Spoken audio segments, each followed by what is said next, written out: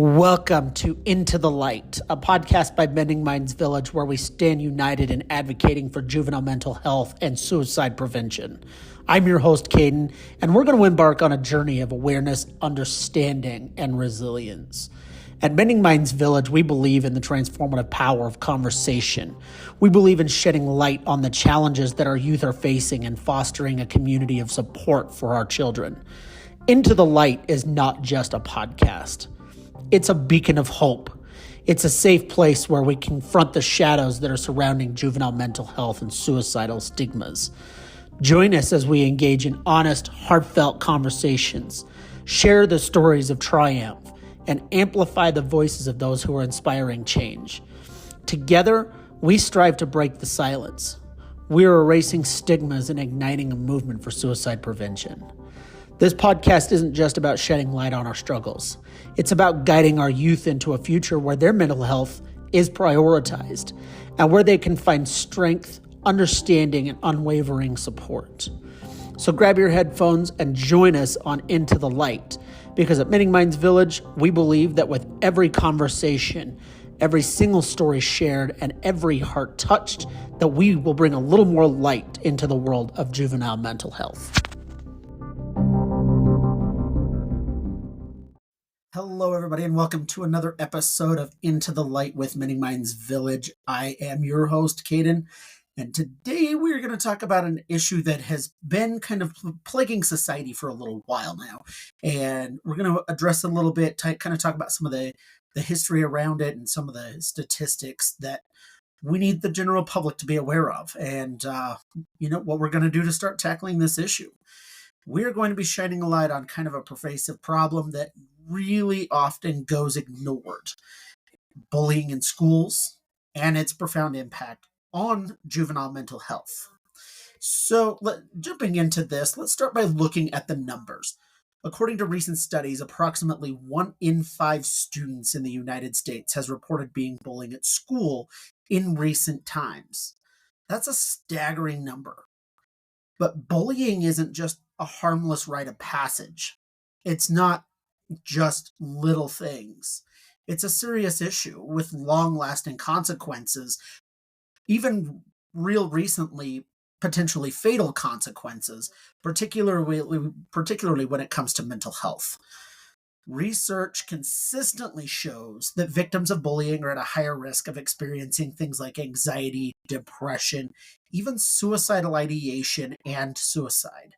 In fact, a study published in the Journal of the American Academy of Child and Adolescent Psychiatry found that children who are bullied are often more likely to develop mental health issues that persist well into adulthood. So why does bullying have such a profound impact on mental health? To understand this, we really need to recognize the complex dynamics at play. Bullying isn't just about teasing or name-calling. It's about power. It's about control tactics. When a child is bullied, they often feel powerless and isolated, which can really erode their self-esteem and their sense of worth. Furthermore, the advent of social media has introduced new avenues for bullying to occur, extending the reach of torment beyond just the schoolyard and now into the digital realm with things like Facebook, Twitter, TikTok being an awful one. Cyberbullying, as it's known, can be particularly insidious as it allows the perpetrator to harass their victims around the clock. This can be done via video, via words on a post on Facebook or Twitter or Instagram. It can be done in photos, anything like that. But we have to also take a look at those who are affected and those who suffer from this, because it's not just the victims of bullying who suffer. Research also highlights the negative impact of bullying on the bullies themselves. Many bullies often come from troubled backgrounds and may be grappling with their own mental health issues. They may be perpetrating a cycle of aggression and hostility because they went through the aggression and hostility themselves. So what do we do? How do we address this pressing issue? And how do we make sure that we're doing our part as an individual? Yes, you listening to this. How do we do our part? Well, it starts with fostering a culture of empathy and being inclusive within our school systems and at home. Educators, parents, and even fellow students need to work together to create the environments where bullying is not tolerated and where every child feels safe and supported in their environment. We look at cases like Aubrey Wyatt, who was a recent case that we've been fighting. That we've been trying to do some research on. We're trying to really understand what took place in that case. And, many other kids. I mean, there's kids locally here in Utah as well, but that case was brought to our attention recently.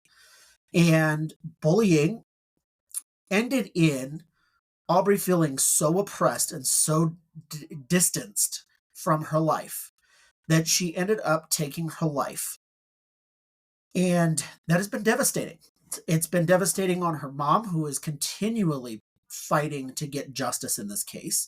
It's been really detrimental on her friends and her family that really cared and loved about her and supported her. So, how do we address these issues? How do we fix this? How do we talk about what to do to fix this problem? Well, as we talk about in many mental health topics, early intervention is key. We need to identify those instances of bullying. We need to address those instances of bullying as soon as they arise. And then we can prevent further harm and provide the necessary support to those who need it most. But perhaps most importantly, we must continue to have open and honest conversations about bullying and specifically its impact on mental health. We've talked real recently on our podcast about we need to start treating mental health no different than we would treat physical health. You wouldn't ignore your kidney or your liver or your stomach or your throat going bad. You wouldn't ignore the flu. You sure as heck didn't ignore COVID. So we need to quit ignoring bullying and we need to quit ignoring mental health problems. We need to treat them the same. And by doing so and raising awareness and breaking the silence around this issue, we can create a brighter and more compassionate future for all of our children. We need to remember that when we grew up in school, it really affects a lot of people. I grew up in a school where I was bullied. My kids, specifically Aspen, has been bullied. And we had to identify it very quickly. And in order to do that, you have to be observant of your surroundings. You have to know what you're looking for. You have to know what to expect. And you have to know your child and your child's school inside and out. There's a lot that can be discussed around this. When we talk about the long-lasting effects of bullying and long-lasting effects on mental health, victims of bullying really often, without knowing that there's bullying happening, could be diagnosed with anxiety, with depression, with low self-esteem, with feeling isolated because they don't want to tell anybody. Of course, that's embarrassing. But those are some really big issues, and they can be diagnosed with that without knowing that there's bullying happening. That can still be diagnosed after the fact. Well, even after they've come out about bullying, you get them into treatment and then those things come out. But then even beyond that, they may be struggling academically. They may be struggling with their grades, with their extracurricular activities, with things that they love doing. They may not want to do those things anymore, especially if the bully is involved in that specific area. They may have trouble forming or keeping relationships, and they may even really contemplate or commit suicide. And we really need to talk about this. Bystanders who sit back and watch. Maybe there's a reason why those bystanders stood by and watched, because they didn't know how to respond. They didn't know what to do in that case. They may have their own insecurities. They may be being bullied at home or at school or even in their own situations, and people don't know about that. And so we don't, we can't judge a bystander for not saying or doing something about it because we don't know the situation. What we can do is educate them, and what we can do is help them feel that power back and help them feel like their voice matters. Bystanders, oftentimes after the fact, may feel guilt or fear or helplessness because they didn't know what to do in that situation, or they feel guilty because they didn't do something. And I'm here to tell you, as a bystander, if you witnessed a bullying episode a year ago, or even 6 months ago, or 2 years ago, if you know that situation happened and you know somebody is struggling because of that, please don't be afraid to let somebody know. So, how can we effectively address this in schools and really support mental health for our youth and for the adults, for the administrators, the teachers, things like that that are in those schools? Prevention is key. Just like when we talked about this episode of suicide, just like when we talk about any physical health characteristics, prevention is always key. Schools, you need to be implementing comprehensive anti-bullying policies. You also need to be working on implementing programs that educate students, teachers, and parents about the harmful effects of bullying. You need to educate on how to report, who to report to, and how to take a stand. We also need to make sure that your school district and your specific school, be it elementary, junior high, high school, all of the schools need to have a policy on what happens when somebody reports bullying and the steps that need to be taken place when that episode is reported. And you need to take those reports seriously every single time. We need to make sure that we promote empathy, kindness, inclusivity. Everybody's different. Every one of us is our each own individual person. We are not alike. We have our similarities, but we are all different people. We need to make sure that we are including everybody and being empathetic and kind to anybody who crosses our paths. Early intervention is also super crucial. Schools need to be providing resources and support services for both the victims and the perpetrators of bullying. Why do we want to worry about the perpetrators?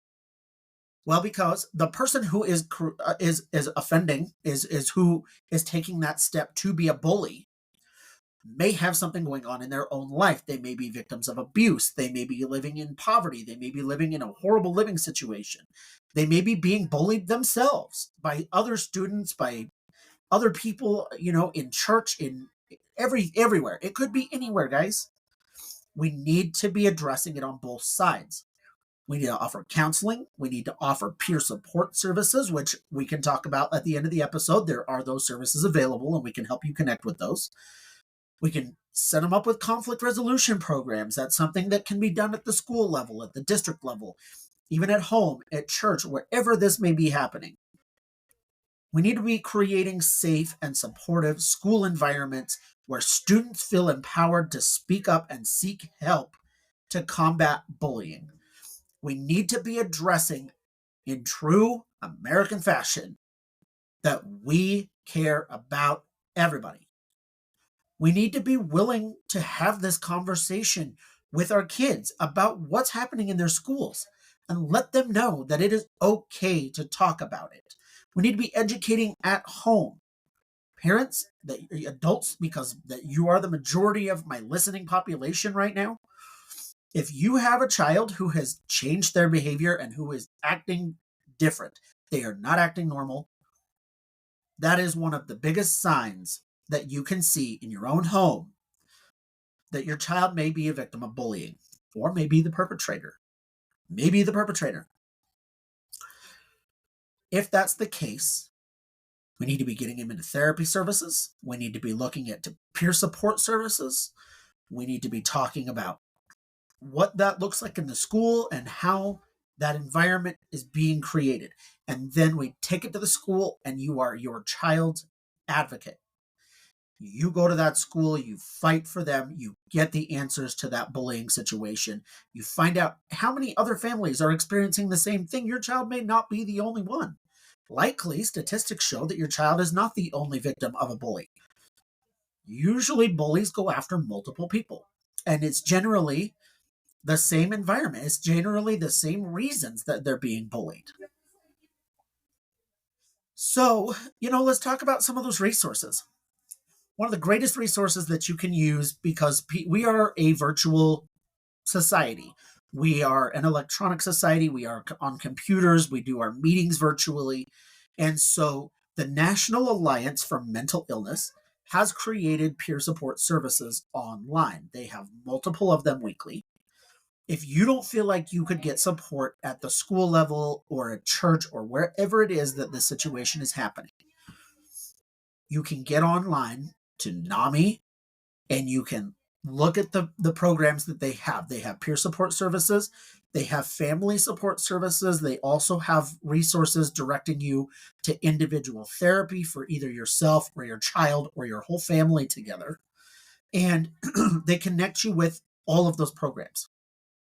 If you don't feel like you could make that connection yourself, if you feel like you can see the problem and you know there's something going on, but you are afraid or uncomfortable with advocating or fighting for your child or fighting for yourself, that is where organizations like Mending Minds Village come to play. We are happy to make those phone calls. If you are close enough to us, I am happy to go into those locations and have face-to-face conversations and fight and advocate for your child's safety and your child's mental health as well as your own. We have to start having this conversation differently. This has to be something that we all actively participate in. If only 5 or 10% of us do this, it's never going to get changed. It's never going to be different. When you start talking about taking down an elephant or taking down a lion or taking down an army, it has to be done as an army. You are not going to be able to do it by yourself. So utilize the allies and the advocates that you have around you. Even if it's not Mending Minds Village, if you have other advocates that you already are familiar with, please reach out to them. They are more than happy to fight these battles for you. There are several in different areas, so it could be any number of things that you are able to get help with. So, we talk about a little bit about, it could be in the schools or it could be at home, but now I know you're listening to this and you're thinking, not my child, not my house, not my child. But I assure you that the amount of children that are affected by this are more than those that are not at this point. When we start doing our research and we start asking questions about bullying, we've created a survey because we're curious. I want to know how big of a problem this truly is. And so we started talking about it. We started asking questions. And now we're getting contacted by people all over this country that know hundreds of people that have been affected by bullying, whether they're being bullied themselves or their friends are being bullied and they don't know what to do about it. It is a pervasive issue. It is happening in schools all over the country, all over the world. And it's become a massive problem, and social media is not helping. Now, am I saying to go remove your kid from social media right now today? Absolutely not. I know that social media is used for research. I know that social media is used to get information from all walks of life. I learn things every day on TikTok and Facebook. And so I'm not saying to take it away. What I'm saying to do is limit the use and limit the amount of use that they are having, and also to watch them and find out for yourself what is happening on their social media. Maybe have a family account, maybe have a child, a parent and child account, but definitely monitor what is happening on their social media, because that's one of the greatest ways that you can get involved. And you can say, I will not tolerate you being a bully, and I will not tolerate somebody else bullying you. And make sure that they feel empowered. Make sure that they feel like they have a voice. And if they have a voice at home, they're going to have a voice at school. Whatever you want them to feel has to be created at home. And, we talked a little bit about that I've been through it. We've talked that my kids have been through it. But it's beyond our house. We know people here in the county that because of bullying in this county, they've removed their children from school because it is not managed. So what are we doing? We're trying to find out how to start implementing better programs in the schools. We're having those conversations. We're getting down into that level.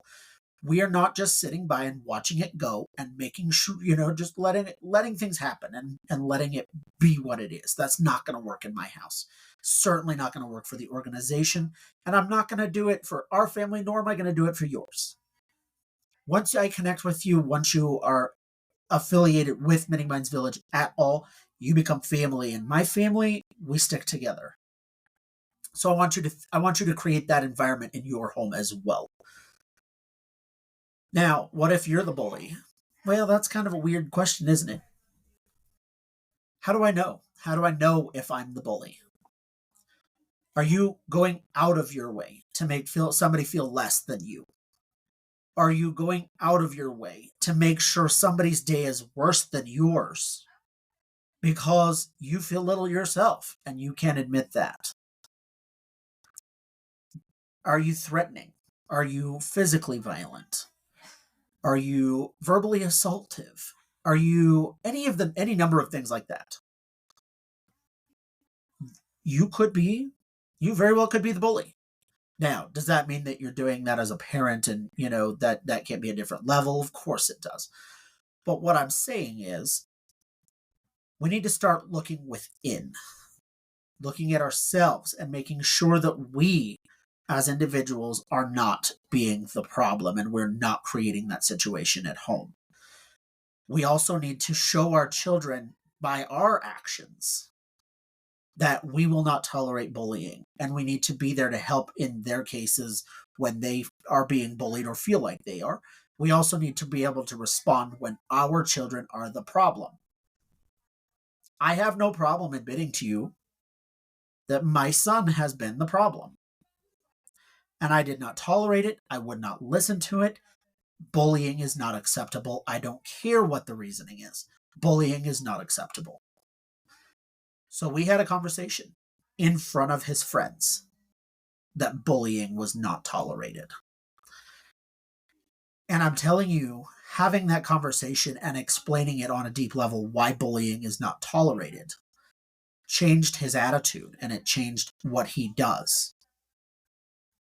You may not have to do that in front of all of the friends. You may be able to have that conversation with your child by yourself, and that's okay. But I want you to have those conversations, and I want you to let your children know that if they are being bullied, that it's okay to speak up. And if you're an adult and you feel like you are a victim in bullying, it is okay to speak up. It is okay to be heard. It is more than acceptable to say to somebody that you are not comfortable with their behavior or their voice, and that they need to change their tone. I want you to make a difference in your environment this week. I want you to personally ensure the safety of those that you care about and love. That doesn't mean pick a fight. That doesn't mean go out and certainly I'm not promoting violence in any fashion. I am asking you to promote positivity, empathy, kindness, support, and let them know that they're not alone, and let them know that bullying will not be tolerated. And if they are being bullied, I want you to speak up for them or find somebody who can. It is super, super important that we do not allow bullying to continue in this country. I want you to remember that bullying is not a rite of passage, and it is not simply kids being kids. And that statement is made so often. That is not kids being kids. Kids being kids play in roughhouse and have fun. Bullying leads to harm and leads to massive mental health issues. And that is not okay. It's a serious issue, and it requires our collective attention and action.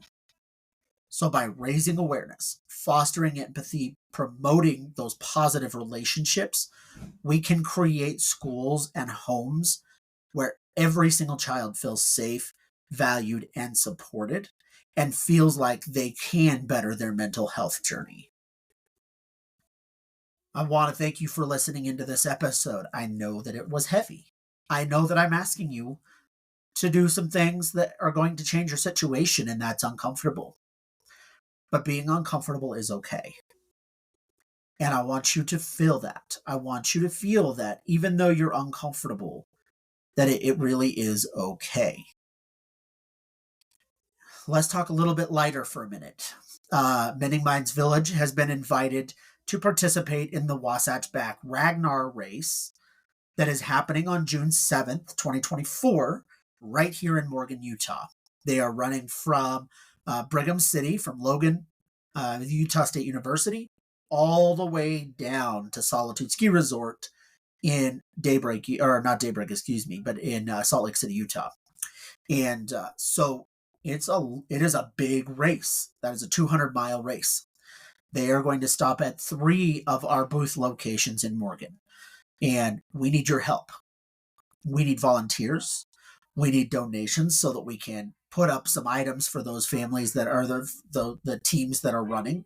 We have the potential of exposing Mending Minds Village to up to 6,500 people. That's a big number. That's amazing. And we're so excited, so grateful to be involved in this event.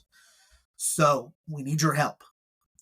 For every donation that comes in, for every item that's donated for these booths, you're going to get stickers, you're going to get pins, you're going to get bracelets from us in partnership with the I'm Glad You Stayed project. You're also going to get a personalized letter. You're also going to get mentioned on all of our social media pages. And anybody who donates a significant number, anybody who donates a significant amount, may also be featured on a news report or on our press release that will be around this race and this partnership. So let me know if you're interested in that. If you are, we'd love to hear from you. If you're not, please share this with somebody. You may not know that somebody may be interested in supporting mental health projects. The other thing, you guys, we want to thank all of our supporters that helped and stepped up for the first donation to the Huntsman Mental Health Foundation. We took the donation to the institute, to the inpatient facility for those kids. We were able to donate a lot of stuff, you guys. We were able to donate quite a few items like crayons and Play-Doh. We got all the shampoo and conditioner. You guys, we had 8 bottles of shampoo and 8 bottles of conditioner that were donated. Plus, we had some other hair care products, some brushes and combs and, little head covers and things like that. Amazing, amazing turnout. Because of your donations and because of your support, we were able to partner with the Paul Mitchell School for hair care, and they also, the owner of that happened to know an owner of a Great Clips location here in St. George, Utah, and collectively they are donating almost twice as much product, you guys. Almost twice as much product. And we're still collecting items. We're going to have boxes that we're going to put up this week. So if you are interested in donating to that, again, we are going to be doing that monthly. We are going to make sure these kiddos are taken care of every single month. So if you are interested in participating in that donation, please reach out to us and we will let you know where the boxes are or how you can get items to us. That is going to be an ongoing partnership, you guys. We have made amazing connections with the Huntsman Mental Health Foundation. Tyra has been an amazing connection there, and she's helping us every step of the way. We've got Dustin that has been amazing at the Institute itself, that he's been letting us know what those kiddos need so that we can get those items to them. We're also putting together a pretty cool event, and we are looking for bands. We have one band that is already committed to participating. And we're going to look for probably 2 or 3 more bands at least. And we're going to do a Battle of the Bands fundraiser event in November in St. George, Utah. We're working on location, so if you'd like to host that event, please let me know. We'd love to connect with you on that. We're also looking for some, potential ideas on things that you would like to see at a Battle of the Bands event. So please let us know what you'd like to see. Again, thank you guys so much for being here. It's been a pleasure. We love bringing you new episodes. I've got more coming to you. Of course, next week we'll have another new episode. We want to apologize for the lapse there in a week of episodes. We had a lot going on that last week, and we did not get an episode done. So I apologize for that. That was totally my bad. But you've got this episode, and next week we'll bring you another great episode. Until next time, please take care of yourselves. Take care of each other. Prevent bullying. Really, really encourage mental health treatment and mental health stability. And come right back here next week for another great episode right here, Into the Light with Many Minds Village. Have a great week, you guys. Bye-bye.